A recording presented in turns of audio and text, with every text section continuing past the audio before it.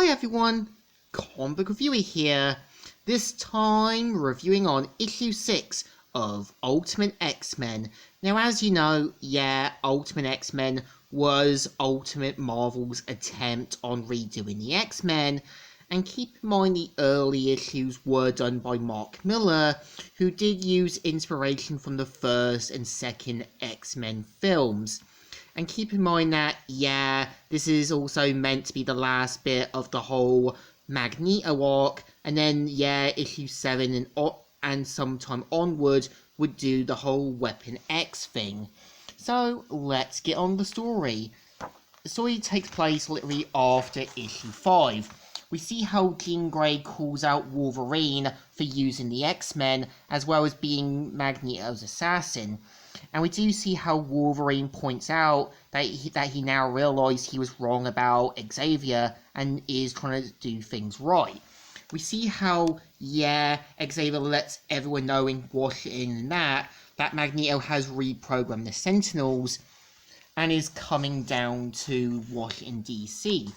We see how, Ultimate Cyclops tries to head back to Washington to prevent what happened to Genosha, and we see how he realises Ultimate Quicksilver is a quicker way to kind of get to Washington, D.C. And we see how Ultimate Magneto takes a lot of the reprogrammed Sentinels down to Washington. And we see how they start blasting everything in sight. We see how the Ultimate X-Men try to deal with Magneto. So of course, they're trying to take down the reprogrammed Sentinels. They're trying to keep crowd control under control. We see how Ultimate Storm uses a trick given to her by Ultimate Beast on the website. And of course, takes down half of the other Sentinels. And we see how Ultimate Wolverine shows up on his motorcycle to help stop Ultimate Magneto. And of course, we do kind of see how Ultimate Magneto is doing a broadcasting with the president. So of course, just as he's about to smash him with a car, we do see how, even is stopped by Ultimate Xavier. And after basically being pummeled down, and this time wanting to make proper work after the whole Savage Land incident, we do kind of see how, everyone tries to kind of stop the Sentinels. We see how Bobby kind of freezes some of the Sentinels that quickly fall down. And we see how Magneto does a broadcast to show that he's going to properly eliminate Xavier. And we even see Magneto saying, "Oh, how you must rue the day I built this pathetic thought helmet, huh?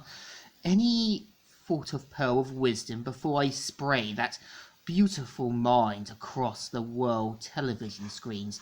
But we see how, Wolverine shows up to save the day.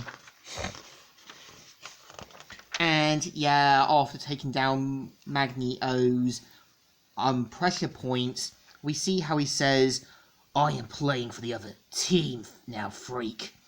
You told us life was just a choice between man and wiping us out." And we see how that basically Xavier taught him how to be more human. And we see how, Magneto basically uses his magnetism to throw a metal pipe into Wolverine's back.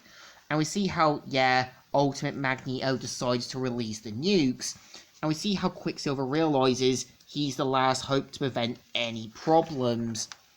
And after gaining his helmet, we see how Magneto realises Ultimate Charles Xavier is free to kind of control his mind, and after getting him to use his magnetism to round up every piece of metal, it creates a powerful bomb.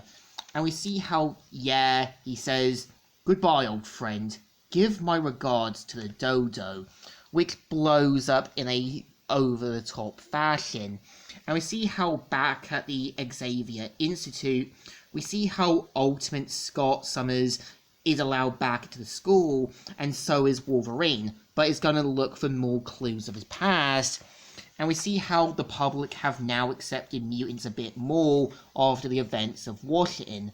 So yeah, phase 1 of the plan is done, but phase 2 is going to try to kind of help the rest of the world.